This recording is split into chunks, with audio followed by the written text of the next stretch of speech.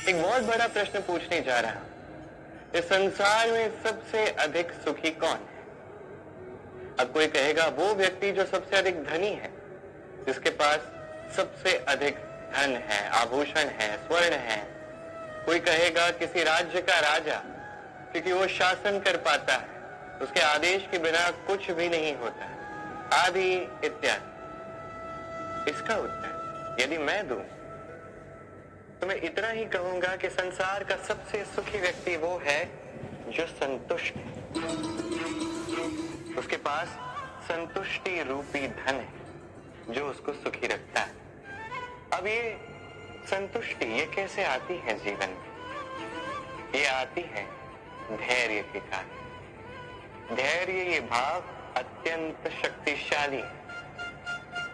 ये धैर्य ही है जो हमारी धरती को धरती माता बनाता है, क्योंकि ये धरती माता धारण करती है, सहती है, धैर्य रखती है और अपना कर्म करती जाती है। ये धैर्य ही था माता सीता में जो रावण का अंत हुआ।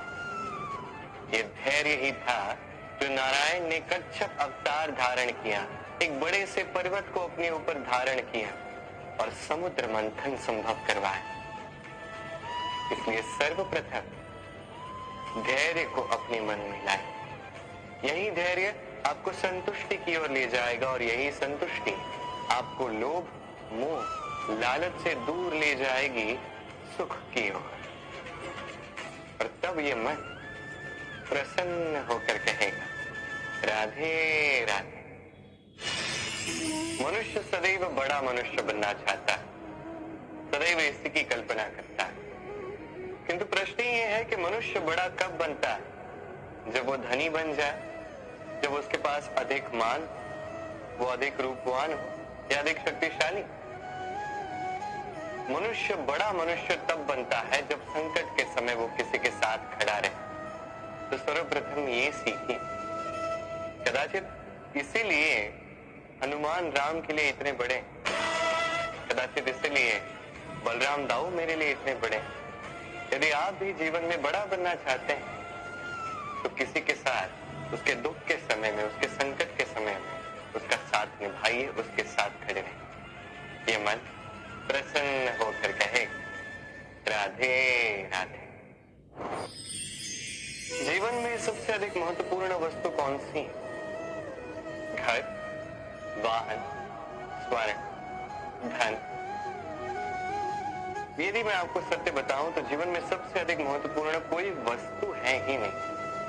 यदि कुछ महत्वपूर्ण है तो वो है भाव,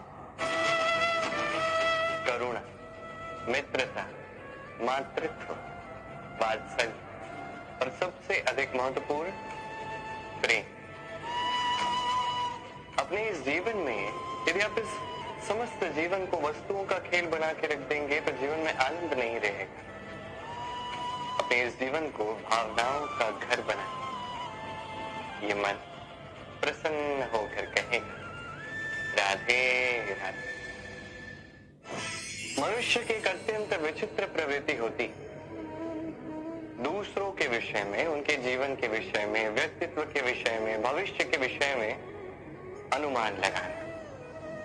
ये अनुचित है। किसी के भूतकाल को लोग देख के भविष्य बता देते हैं, वर्तमान को देख के उसका भविष्य का अनुमान लगा लेते हैं।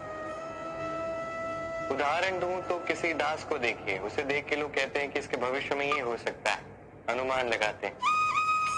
अरे इस राजा को देखिए, ये तो कितना सुखी होगा, ये तो संसार का सबसे अधिक सुखी व्यक्ति होगा, इतनी सुख सुविधाएं हैं इसके पास, अनुमान लगाते हैं। सत्य तो ये है कि आप किसी के व्यक्तित्व के विषय में या भविष्य के विषय में पूर्ण सत्य कभी ज्ञात कर ही नहीं सकते, बस अनुमान लगा सकते हैं। और अनुमान लगा के कोई लाभ नहीं होने वाला, क्योंकि ये काल जो है ये अत्यंत शक्तिशाली है। काले से काले कोयले को ये हीरा बना सकता है, बड़े से बड़े राजा को रंक बना सकता है एक क्षण में। फिर आपके अनुमान का क्या लाभ, क्या मिला अनुमान लगा के? इसलिए कभी किसी के विषय में कोई अनुमान नहीं लगाएं, उसके भविष्य के विषय में कोई अनुमान नहीं लगाएं। कोई धारणा किसी के विषय में ना बने, कुछ करें तो प्रेम, सब में प्रेम बांटिए, सब में सकारात्मकता बांटिए। ये मन प्रसन्न होकर कहेगा राधे राधे।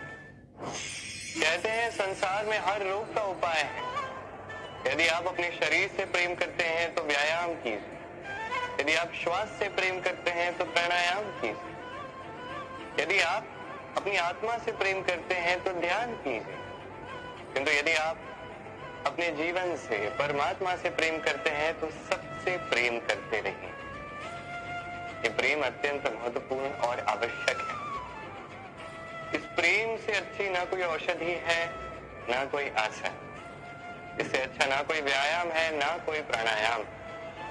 ये प्रेम बड़े से बड़े समस्या का हल निकाल सकता है। प्रेम बड़े से बड़े संकट को आपसे दूर कर सकता है।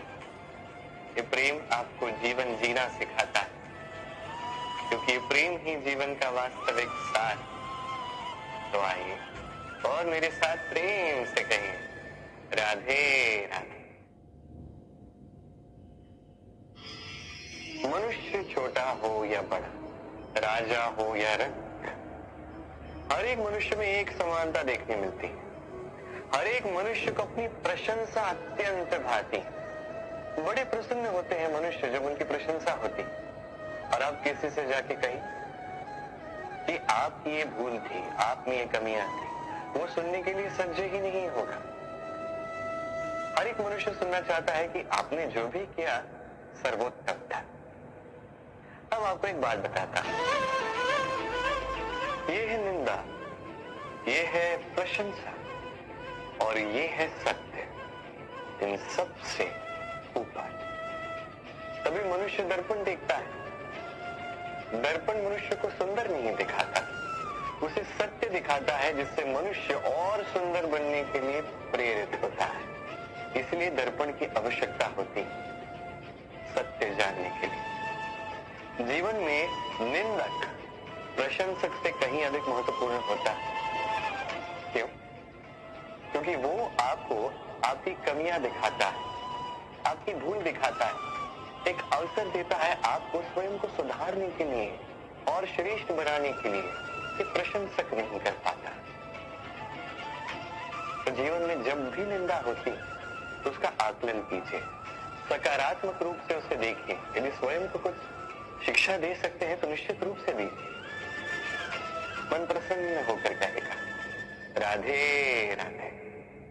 कभी किसी पपीहे को देखें, कहा जाता है कि वर्ष भर में केवल एक बार अपनी प्यास बुझाता है, वो भी आकाश में मंडा रहे मेघों द्वारा बरसाई गई वर्षा की बूंदों से, और कहीं से वो अपनी प्यास नहीं बुझाता। पूरे वर्ष भरी गर्मी सहता है, भरी सर्दी सहता है, बस एक आस कि वर्ष में एक बार वो मेघ आएंगे, वर्षा करेंगे और मेरी प्यास को बुझा देंगे। क्या है? विश्वास है। विश्वास ही है कि वर्ष में एक बार वो मेघ आएंगे जो प्यास बुझाएंगे। अब देखिए, सूर्यमुखी का पुष्प रात भर अंधकार से लड़ता है, उसे विश्वास है प्रातःकाल में सूर्य उसे अवश्य दर्शन देंगे। ये विश्वास ही था जो एक छोटी सी नौका लेके मनु निकला और समस्त सृष्टि को प्रलय से बचा लिया। ये विश्वास ही था प्रेम पर जो वानरों और भालुओं की सेना लेके श्री राम ने आक्रमण किया, समस्त वरदानधारी असुरों की, राक्षसों की लंका पर, और विजय भी प्राप्त की। ये विश्वास ही विश्व की आस। विश्वास कीजिए कि आप सर्वश्रेष्ठ हैं और कर्म करते जाइए बस। इस विश्वास की आस ही आपको प्रतिबल प्रदान करेगी। ये मेरा विश्वास है। आइए और मेरे साथ प्रेम से कहिए राधे राधे। सुंदरता। मनुष्य अपनी सुंदरता के विषय में कितना सोचता है, चाहता है कि वही सबसे अधिक रूपवान दिखे, सबसे अधिक सुंदर दिखे, किंतु सुंदरता की परिभाषा क्या है, क्या बुझाता है? किसी माता से पूछिए, उसके लिए सुंदरता की परिभाषा उसकी संतान। भक्त से पूछिए, उसके लिए सुंदरता की परिभाषा उसके भगवान। श्री राम से पूछिए, उनके लिए सुंदरता की परिभाषा हनुमान है। टूटी हुई हनु, फूला हुआ मुंह, कहने को वान, लंबी पूंछ, इतने भोले कि उन्हें अमूल्य मणियों की माला दी तो उसे तोड़ के उसमें श्री राम ढूंढ रहे हैं। किंतु भाग कितना सुंदर। उनका मानना ये कि भले इस संसार के सबसे अमूल्य मणियों से ये माला बनी हो, यदि इसमें श्री राम नहीं है तो इसका कोई अर्थ नहीं है। सुंदरता रूप में नहीं, भाव में निहित होती है। यदि आप सुंदरता प्राप्त करना चाहते हैं तो इस सुंदरता को कर्मों में लाएं, भाव में, विचारों में लाएं। ये सुंदरता आप ही के साथ है। और यदि आप सुंदरता को रूप में ढूंढते हैं तो वो कुछ ही क्षणों की बात है। वो सुंदरता समय के साथ पुनः लौट जाएगी। सुंदरता पानी ही है, ढूंढनी है तो हृदय में ढूंढिए, कर्मों में ढूंढिए। मन प्रसन्न होकर कहे राधे राधे।